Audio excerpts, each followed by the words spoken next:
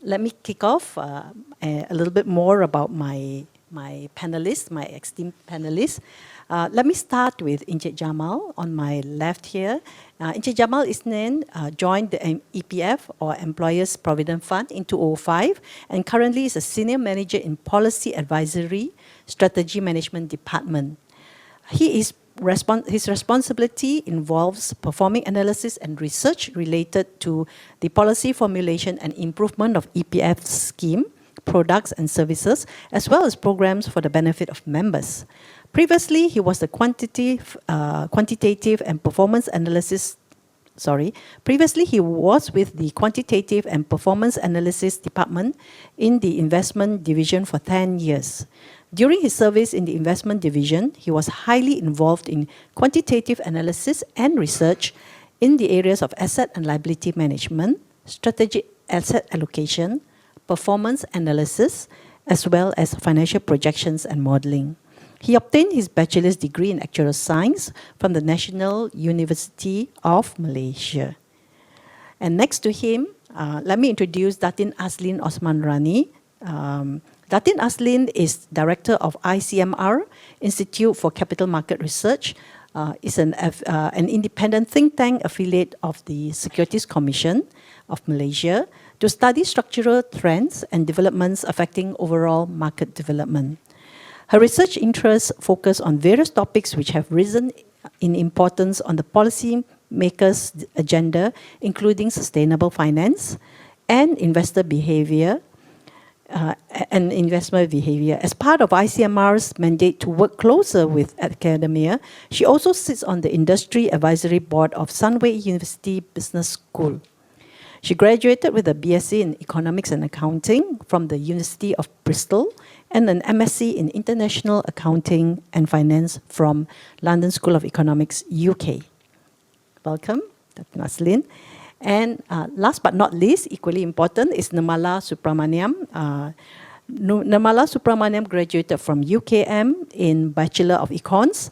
She began her career in a commercial bank with the credit card department. She was involved in setting up the shared services department of the credit card department to plan and develop any new requirements needed and was appointed head to the unit.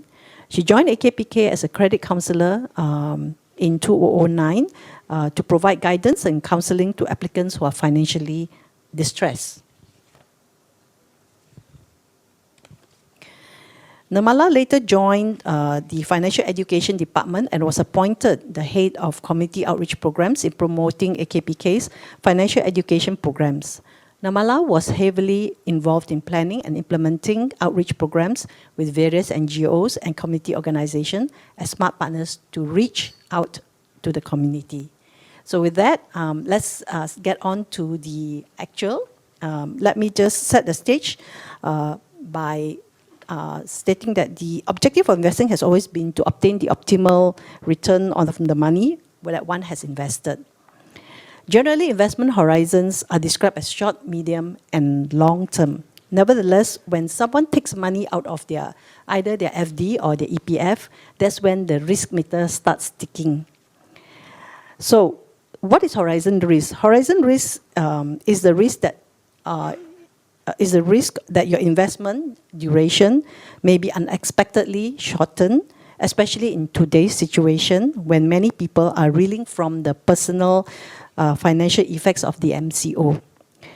So as we slowly come out of the pandemic, people whose personal finances has been thrown out of the track are wanting to know what and how can they get back on track. So this session will explore approaches and outcome from having a short-term versus a long-term investment. It will also bring out how people can make sound investment strategies and at the same time manage and monitor investment risk to weather for future economic storms such as this pandemic. So for the financial professionals in the audience, this session will unpack the challenges faced by the public and investors. It will give insights on how you can scale up your service to serve the ever-changing needs of investors better. So on this note, I would like to call upon my distinguished panelists to each take 5 minutes to headline the outcome of their respective studies in relation to A, public sentiments towards investment, B, their understanding of risk, and C, their grasp on their personal finances. So with that, being the thorn among the roses, can I invite Jamal to start off? Over to you. Thank you, Linnet. So, first of all, thank you for inviting EPF to this session, and I'm honored and humbled to be on the same stage with the other distinguished panelists and as well as the moderator. I hope I can contribute a little bit of insight that could add values to the audience today. So, before I go into further details, allow me to set the context of providing some basic perspective on investment objective and the investment horizon. I believe each institution and fund managers would have their own investment objectives over different horizons based on their respective mandates. So in common, institution investors like EPF invest for value, we invest for growth, and we invest for things that create jobs. So we usually have a robust foundation for investment framework and guided by our strategic asset allocation or SAA and supported by strong governance. So this would enable institutional investor to monitor and rebalance the portfolio to ensure that short, medium and long-term targets are on track against the market dynamics. So by remain prudent to the mandates and investment objective, usually institutional investor would take all necessary measures to ensure their financial remain strong and resilient to be able to withstand any volatility risks and short-term challenges. In general, we can say that the setting of SAA takes into consideration of multiple factors, such as what are the target returns, what are the risk appetites, what are the risk tolerance, how the inflow and outflow projections would be, and are there any investment restrictions. So, believe me, institutional investors put a lot of investments on their people and system to put this process in place. So this process would be a daunting and intimidating task for retail investors to have in place. Therefore, personally, I would humbly say that for the majority, it would be wise to leave it for the professionals on complex matters such as investments. So, however, we do take note that there is cognitive bias where people tend to overestimate their ability or knowledge, where they think they can perform better or do better than the professional or than others. Obviously, the younger generation may think they have better access to knowledge and tools that would enable them to do better or do not make the same mistakes that the older generation did. So I believe from EPF we see the context of long-term horizon is from the perspective of retirement planning. So I believe all of us can agree that retirement is a long-term game. So, but it is definitely not a thing that only matters for the elderly people. Unless we leave the world at a young age, we will eventually grow old and no longer be as productive as when we are young, and will eventually settle for retirement. Having said that, I believe we also could agree that the young generation has a power asset, which is time. So the longer time you have, the more space you have to plan and to take action to navigate your plan to be on track. From the context of retirement savings, we at the EPF emphasize for members to begin with building up their nest egg first. In doing so, we need to emphasize understanding the basic fundamentals of retirement planning. For a start, we need to recognize our retirement needs and determine what are the retirement income goals. Also, to know what are the plan, we can plan to the necessary actions and decisions needed to achieve the goals. There are a lot of questions that we need to address. We need to ask ourselves to begin with. How long do you plan to work? What are you able to generate income during retirement? How can you change your lifestyle to sustain the savings? Where do you plan to stay? With whom you plan to stay? Can your partner, child, or family members take care of you when you are ill or old? Who will be responsible for your healthcare costs when you retire? So there are a lot of questions that we need to have self-reflection on ourselves to determine our goals and determine what are the plan to achieve within the horizon short, medium, or long term. And by answering these questions, we will be able to identify what are the retirement savings gaps when we manage to calculate the estimated retirement savings, and what are the retirement needs. And as we go older, we need to repeat the process from time to time to revisit the retirement needs and the gaps. Throughout the life cycle, we may facing a lot of vulnerabilities. Our financial capacities may change, our demographic and family profile may change, and our priorities may change. So there are also many challenges that we need to consider. The longer lifespan among Malaysians, meaning the longer you live, the more money you will need. And also we need to also consider the increase of healthcare expenses. The cost of healthcare for those in 80s will be double as compared to those in 60s. So there also we need to also consider, and if we need aged care or additional assistance when we retire.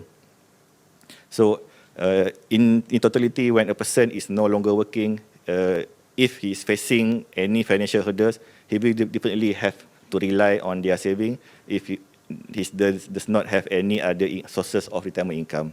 So if I may share one of the gaps, I call it a gaps rather than challenges or issues. So based on our statistic, for members aged below 55, more than half, meaning 52%, have saving less than 10,000. So this is not the amount that we can say enough for retirement. And only 82%, 8 in 10 of members aged 18 to 55 that meet the basic saving that we define as having at least 1,000 per month for 20 years of your retirement. With the national saving rate low at 1%, so most of Malaysian depends solely on their EPS savings. I would like to quote the survey from Ringgit Plus Malaysia Financial Literacy Survey. Only 50% believe that their EPF savings is sufficient for their retirement purpose. And reports for HSBC quoted that 85% Malaysian regret that they didn't save enough for retirement. And Randstad Work Monitor in 2015 quoted that 76% of employees in Malaysia believe they would have to work beyond their retirement age. So, and also one of the finding in Malaysia Aging and Retirement Survey by Social Wellbeing Research Center in UM, 6 in 10 elderly depends on their family members for financial support.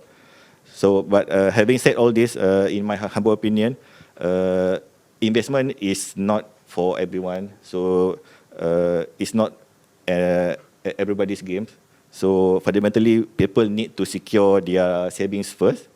And if they have excess of saving and willing to take risk on that excess amount, they could diversify into investments with adequate knowledge or with guidance from those who have the expertise or knowledge in the area. In general, I would say you invest only what you could afford to lose. Thank you so much, Encik Jamal, Isnen. So what, just a quick recap of what you have just said. Number one, EPF has a very robust investment framework. So they do all the heavy lifting for their contributors. Is that correct? The second thing is retirement. Retirement planning is very important. Know yourself, know where you want to go, and also your ability to take risk in terms of investment.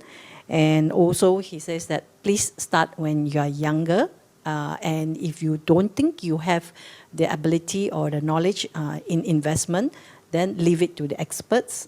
Don't take the risk unnecessarily. So from the investment, I'm going to pass the mic to Datin Azleen to maybe talk a little bit about investment and give the audience a little bit of idea. Over to you, Datin Azleen. Thank you, Linnet. Firstly, I'd like to say that this is a very interesting topic, especially given on the importance of the investment horizon, especially given the investing landscape that we're in today.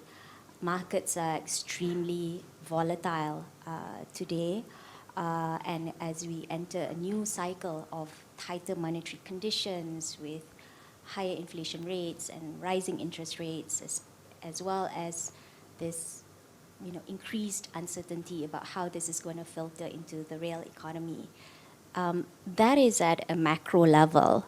So the question was, which Linnet posed, was how would this affect our sentiment on investments, our understanding of risk, and how can people get a better grasp of their personal finance? So that is, how would the investing landscape affect the layperson or the man or the woman on the street in terms of making their decisions of savings and investing?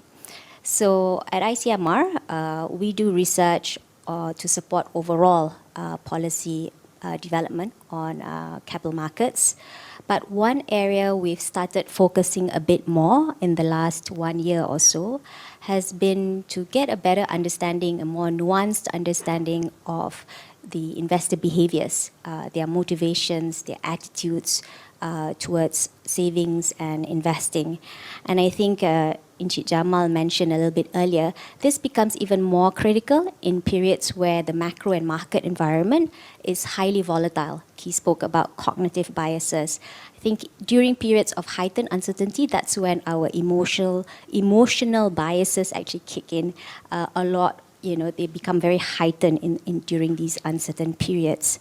So very quickly, we use a combination of a quantitative as well as a qualitative approach when it comes to our research study. And a very broad level finding is that when we think of the population at large, different segments of the population will face very different barriers and very different challenges when it comes to savings and investing. And we found this this finding was also the same when we were looking at one particular generational cohort. For instance, a lot of studies have been focused on millennials and Gen Zs and how different they are from the older generations like the Gen X and the baby boomers. But actually, even within that same generational cohort, we can see very distinctive characteristics. And then this can be driven by a combination of both what I call structural barriers, for instance, very low wages, or also individual barriers, for instance, their levels of financial confidence, their risk tolerance. Basically, fundamentally, it's their relationship with money. So it's not just how we think about from an objective parameter of, say, household income or personal income levels, but also very subjective parameters of their own mindset about money. Then thirdly, I think the more important part is understanding that the investing landscape moving forward is going to be evolving in a very fast way. So there are at least 3 key emerging trends which will impact the way the investors or the person on the street thinks about the investment horizon from the short term to medium term to long term. Firstly, advancements in technology, and I think we'll go into that a little bit deeper later. But the rise of digital platforms, of course, have provided an easier access point or entry level for a lot of investors. So obviously, we've seen a growing traction for robo-advisory and other digital models. Secondly, the changing nature of work. We've seen through our studies that about 70% of the Gen Z millennials have actually responded by saying that they foresee changes in their work life. Either they would have to take up a side hustle or they would have to start working more as a freelancer or start their own business. And so this will also impact the way they see their investment horizon, yeah? Given, these kind of jobs might actually lead to more irregular sources of income. And thirdly, I think where it's important to understand is we're seeing a real trend of increasing complexity in markets, in financial markets, and this big shift in investor preferences. So real innovative products are coming out, but in an environment where financial literacy is still very low. So you have new products, digital assets, DeFi, ESG, structured products, but yet at the demand side, the retail investor side, I think financial literacy is low and still relatively low. So we're going to have to see how that narrowing of the gap over time is going to shift the way people perceive their personal finance decisions. I think that's my 5 minutes. Thanks, Linnet. Thank you very much. And the point to note from your sharing is that the market is so volatile today. What we see today is not something that you will normally see in the past. And to that point, investing is always ever-changing. And one has to be clear what is your circumstances as well as the external circumstances when investing. Is that right? So, what Datin Azleen has said is that bringing back to more on the personal, what is your behavior and your relationship towards money? I will hand over the mic to Nirmala to talk a little bit about personal finances, because these are things you need to look at before you actually invest. Over to you, Nirmala. Thanks, Linnet. For those who know AKPK, they'll be wondering why are we here, talking about investment. It's always linked to debt management, right? But just to share, like what Linnet mentioned, it all starts from your own very personal management. If you're moving towards retirement planning, you're moving towards any kind of investment goal, you have to actually care for your own personal finances first, because these are one of the main reasons that we see for those who actually come to AKPK when they have debt issues. They come to us for advice and they come to us for getting into our debt management program.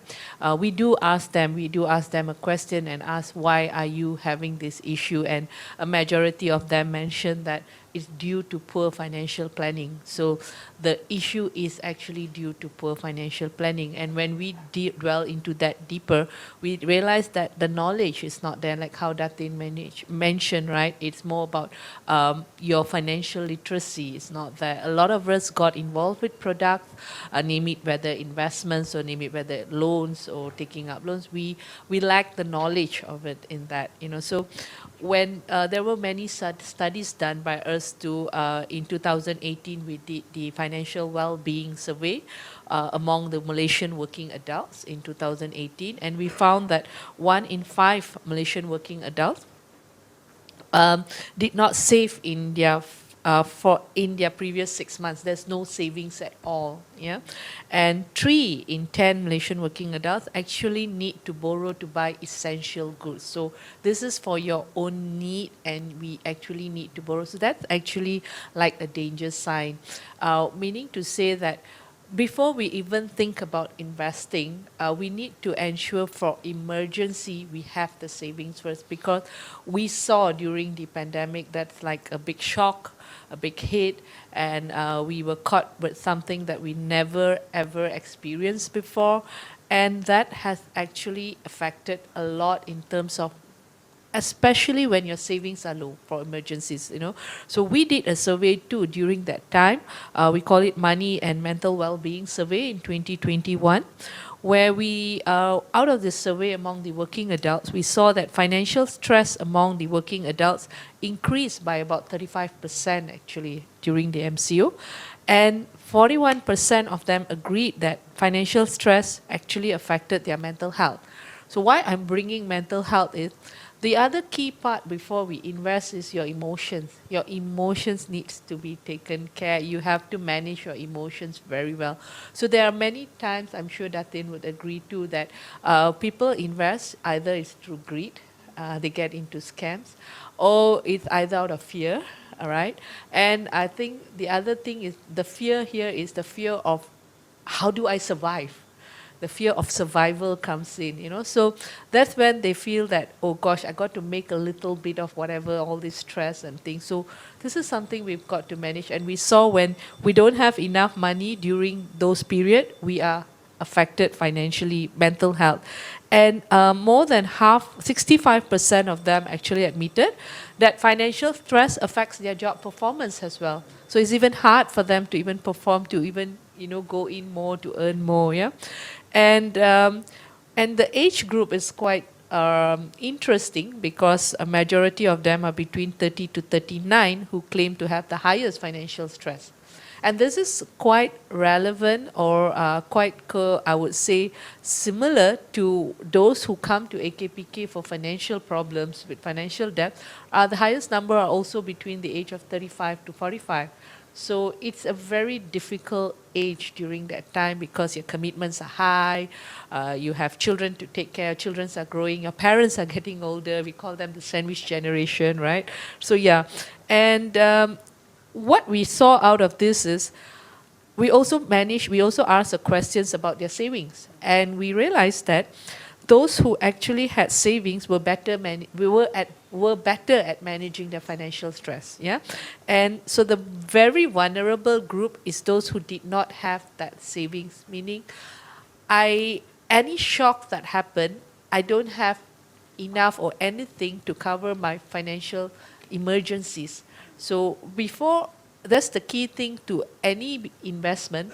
I think you know that first hierarchy is having your emergency savings of 3 to 6 months, which if there is any shocks or issues happening, you have that emergency saving buffer first. You know, before EPF is there, but we cannot go to EPF if our car breaks down. So we need to create our EBF, we call it Emergency Buffer Fund first. So we call this our EBF. So you create your EBF, keep your money in EPF, and of course diversify in other kind of investments.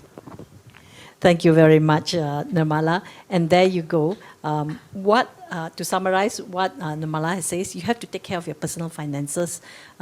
And personal finances is not just money alone, it's also your emotions. So there we have it. We have what our panelists has shared, that it is important to take care of yourself and your mental situation in regards to money. And then after that, make sure that you have your emergency money, and then you can start planning for your retirement. Nothing certain except death, taxes, and retirement. Okay, I'll add retirement into it, and that's why it's better to have your savings in there first. And then when you have taken care of the basic needs, then you can look at investments, and that's where Datin Azleen says you have to know what it is that you are looking at in terms of duration, the risk that you're taking, and how things are going to change or short-circuit your investment. So you must have that ability to hold on to your investment and not be shaken by short-term or even longer-term, like the MCO, before you actually do anything to your investments, right? I have a few discussion points, but I see a lot of questions coming in, so I'm going to turn things a little bit around and handle the questions from the floor first. And then and if time permits, I'll come back to some discussion points.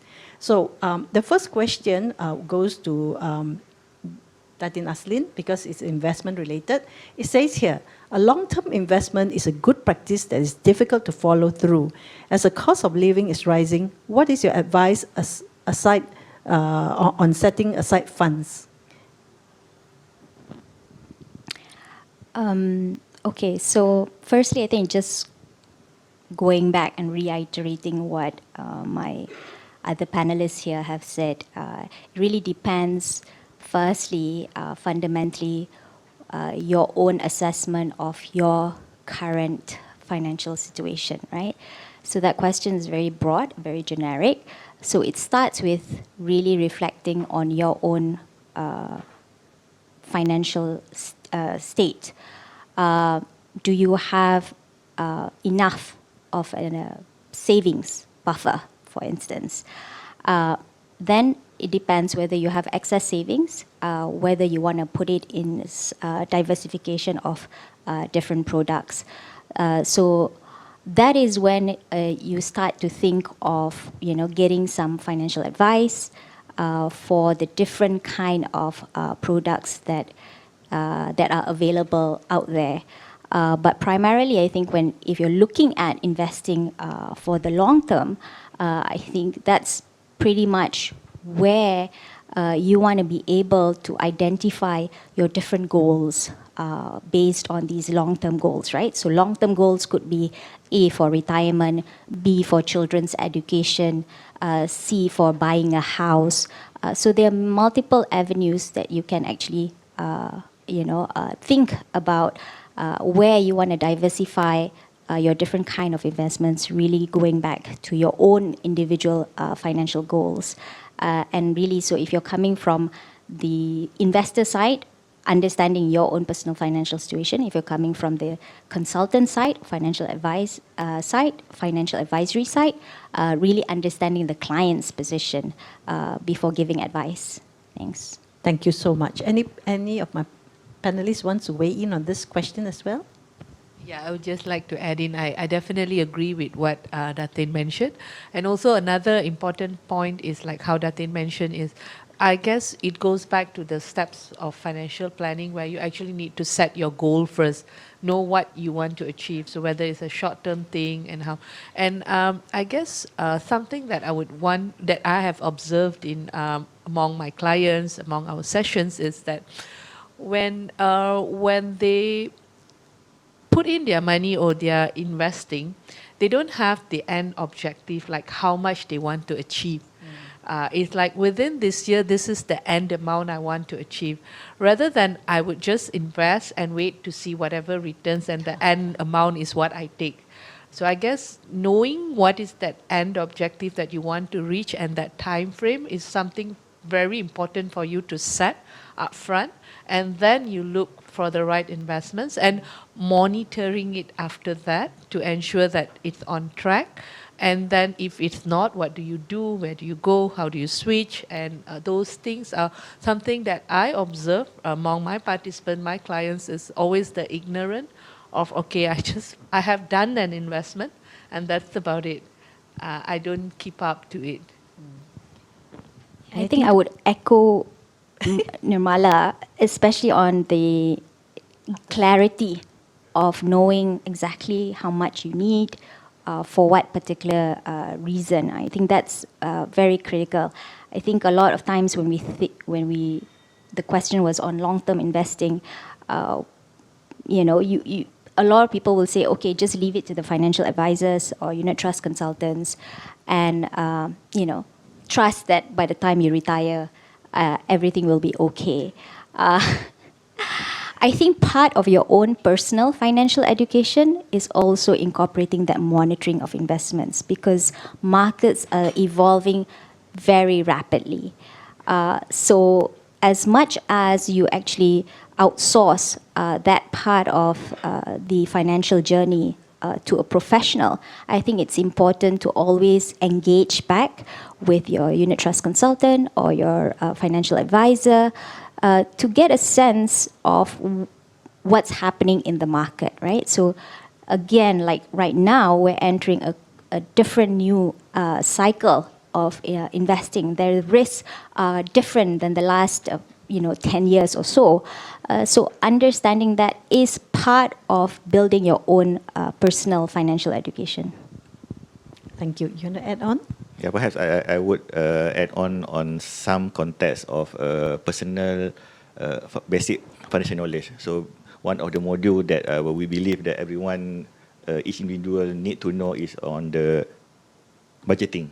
So from the budgeting, we can have some visibility of what we can save, what we can align or adjust in terms of our lifestyle, what we can afford to put aside for our commitment, long-term commitment, because purchasing a property, invest in investment product requires a long-term commitment. So we need to have to be clear of our financial status and what are the cash flow first.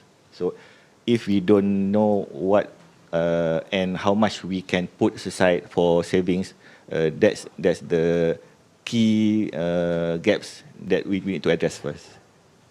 And that boils down to goal setting, which is part and parcel of money management. Is that right? Okay, very good. I have another question, and this question, let me see. This one is for Nirmala. He says, during the pandemic, I have taken up loans which I am now struggling to pay. How can I begin investing when I can't manage my debts? You got to manage the debts first. Do not like all Encik Jamal mentioned, Datin mentioned, Linnet mentioned. It's assess money. Investments are always assess money. But I know the fear of missing out. We call it the FOMO, right? Fear of missing out. Everybody is investing. I'm not. So I don't bother about this. Let's invest and let's look at it. But at the end of the day, the cost that we are paying for the borrowing and the returns that we are going to get from our investments are not going to do us any benefit here. So we've got to let's settle one issue at first. So for those, he's not the only one, the person who asked the question, many of them took loans during those periods because they had to. But what they need to do now is actually reassess back, like what Datin mentioned, their financial status now, where are they now? So you've got to now look into your debt size, your debt to income ratio. Calculate what is your debt to income ratio, meaning out of your income, how many percentage is going out for debt repayment. We always recommend a percentage of below 40%. So whatever 40% out of your net income is what below than that, is where you should maintain your debt. So if you can't calculate, just look up into the internet. Even AKPK's website has the debt to income ratio calculator. Look it up, calculate how much you have to pay. If you see yourself anywhere above 40%, then I think you really need to relook into reducing it. And one of the ways, of course, I'm not advertising, but just come to AKPK for advice.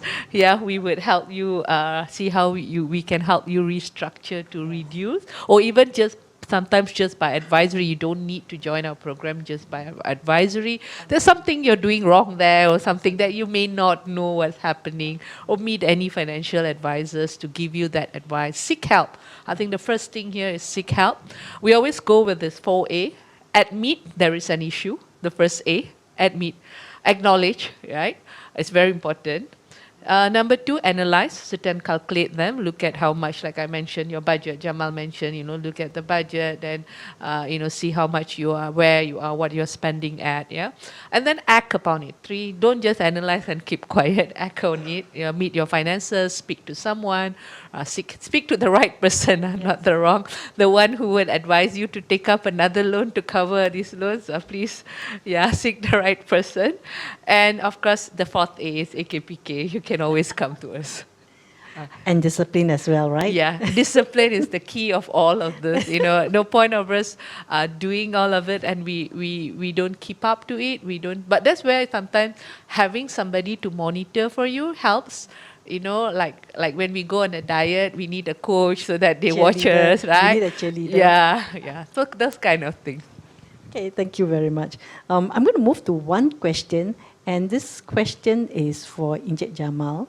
Many clients do own redemption via the I account without seeking consultants' advice because they see negative investment growth in the portal. What is EPF's opinion on this? Okay, first I would like to put some background on the portal that we have on the iInvest. So basically, priorly all the investment through members investment option is through agents. So basically, it was sales driven, and we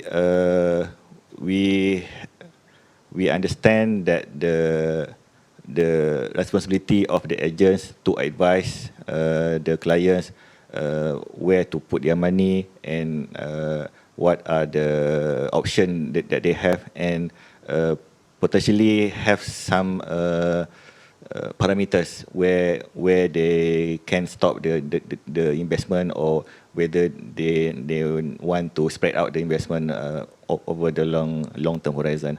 So but there are upfront fee that charges on the amount taken from EPF into the IPD. So as well as some fees that the fund may impose on the amount. So the motivation is for EPF to offer alternative platform for the members to do the investment through iInvest is provide the flexibility and option for the members to put their money at their own assessment. But I believe the agents also should maintain continuous and good relationship with the investor. So that is the fee that you supposed to be the members paid for. So the service of the agent to continuously advise and have some kind of guidance when the clients need to take necessary action, because investment is a long-term horizon, and based on the studies that we have during the period of 2010 and 2018, usually members need more than six years to break even on the amount that with the fees and returns that they obtain for unit trust, as compared to they maintain their money in the EPF. So obviously, unit trust and members ocean is a long-term game. So if the agents could have a continuous relationship with the client, they could advise accordingly on what are the action need to be taken by the client. We provide the flexibility and option for the members through the platform. Datin, Azleen, do you want to weigh in on this one in regards to about clients taking money out just because they see a negative investment growth and they cash out their investment? Yeah, they redeem back. Maybe you want to talk about short-term noises and longer-term horizon. So again, it goes back to investing is a very emotional thing that, and we're all humans here. When we see the markets the way they are today, for instance, and it's very easy to sort of compare. If you just go into the portal, have a look, markets are down. When markets are up, you just leave it there. You don't feel like you need to do anything. When markets are down, it triggers a certain fear, and you might feel like the need to redeem. But I think going back to what Jamal said, ultimately investing, especially when you come to a retirement goal, is really a long-term. It's a long-term goal. So markets will always go up and down. Through different periods of crisis. So I think it's important to understand your own emotions when it comes to investing, and reflect back on, again, what are your goals when you put in for the retirement. It is a retirement goal. So you should be matching that with the sort of the investment horizon that you're looking at for retirement. And from the sharing of the panelists, it would seem that if you have put aside your money for your daily expenses, and then you have taken money out from either your EPF or you have put PRS, any of those, and if there's a shift in the returns, because you already have your basic needs already, you would not need to worry unnecessarily.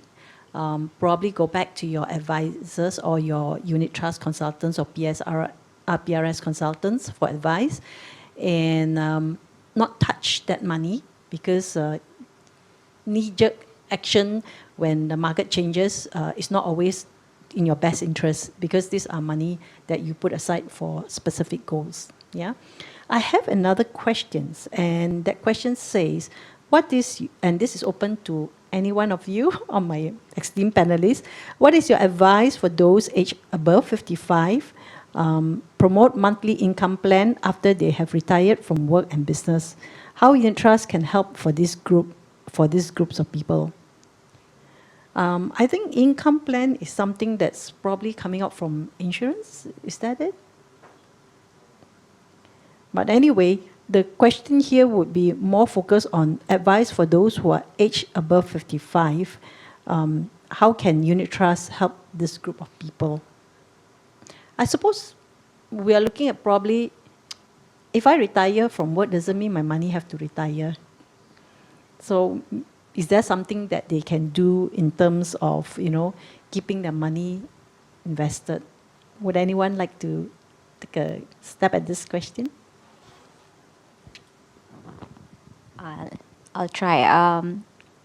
I think it's also the mindset shift from having a salary every month, and then as you approach your retirement age, say 55, you're looking at what kind of investments can actually provide some form of consistent return. I think EPF actually allows for an option to pay an annuity as well, right? Yeah, so that's one. And then after that, you have to look for, I suppose, assets which actually provide more stable cash flow returns. It might not be specifically every month, for instance, if you're looking at different assets, dividend yielding assets or something. So I think it's also part of your own financial education to actually reframe how you actually get these the replacement income in combination with your retirement savings. How are you going to manage your month-to-month expenses moving forward? Yeah. Just to add to what Datin says, normally to live comfortably, you would still need to have 80% of your last income. So even after retirement, you will still need those kind of monthly, this is to survive comfortably. So you would need those kind of income to actually have net income of still your 80% of your last drawn income. That's how we are spending, so we will still have the similar spending. So in order to have that, that's where you want your money to work for you now. Whatever income that you have, where can you actually save and things. So yeah, we have various kinds of options. You can still leave that money in EPF like Datin mentioned, or you can find an investment portfolio that could actually add up to that amount. But what I just wanted to add on is whatever that you do, be very careful about scams. There are a lot of financial scams out there that are a lot targeting the elderly especially. So we do not want them to get involved with unregulated or very, very high risk. Actually, at this age, they should avoid high risk investments already. So this is something that we would need to definitely look into, just to add on. Okay, I believe I can add on for the perspective of EPF. So coming back to the question, I believe the question is asking on the decumulation products. So basically,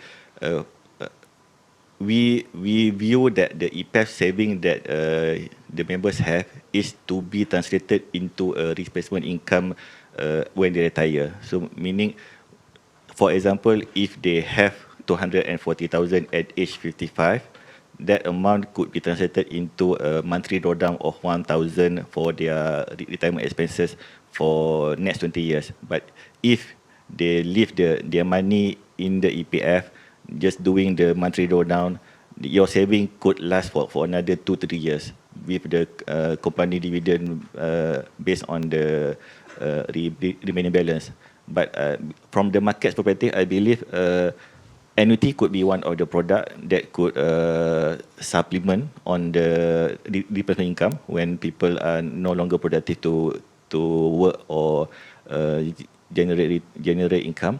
So perhaps if the market could come up with the product that have annuity-like features that can be a monthly consistent stream of income for for next 10 years, for next 20 years, that would be a beautiful product for those in retirement or those above 55 or above 60. Thank you so much. And one more, okay. I think we've covered most of the questions because some of them are kind of overlapped. I want to touch a little bit more about robo-advisors, yeah, and digital platforms. The MCO has brought on the change in investment landscape. It expedited the use of robo-advisors and digital platforms. So talking about investment as well as also managing own finances, perhaps I can ask Encik Azleen to weigh in, Datin Azleen to weigh in on what should investors be aware and how would that change their relationship with advisors and agents? Okay. When it comes to digital platforms, robo-advisory, I think we have to be cognizant that we are living in an increasingly digital-centric world. So that is a structural trend that moving forward isn't going to turn back. In our survey of millennials and Gen Z, about 82% of respondents, so this is below the age of 40, stated that 82% of them stated that it was very likely or possible that they would prefer robo-advisory over human advisory. Firstly, I think how it changes relationship is that this is going to lead to a proliferation of different options for the investors. So investors would have easy access, very zero to low cost fees to these kind of digital platforms. Secondly, I think when we think about robo-advisories, we also have to look a few years into the future and say that, okay, it's not just robo-advisory as a standalone business, because there's already an emerging trend where we will see more partnerships, more collaborations between traditional FIs, like banks, for instance, with robo-advisory platforms. This is already happening. Even in Malaysia, you can see AFIN and MyTheo actually collaborating. There's also a partnership between Kenanga and Chinese Ant Group, I think. What this is going to offer to the retail investor is a suite of financial solutions, end-to-end products, right? So you can just go online on the digital platform and get everything from robo-advisory, e-wallet, crypto trading, FX. So from the demand side, which is the investors themselves, we have to acknowledge that the younger set of investors, the ones coming on to basically becoming more active as investors. So if you think about millennials, the older millennials are already past the age of 40. They have already significant earning power in terms of where they are in their life cycle. And this would mean that this particular generation are already very comfortable with operating on a digital platform, or at the very least, a hybrid model.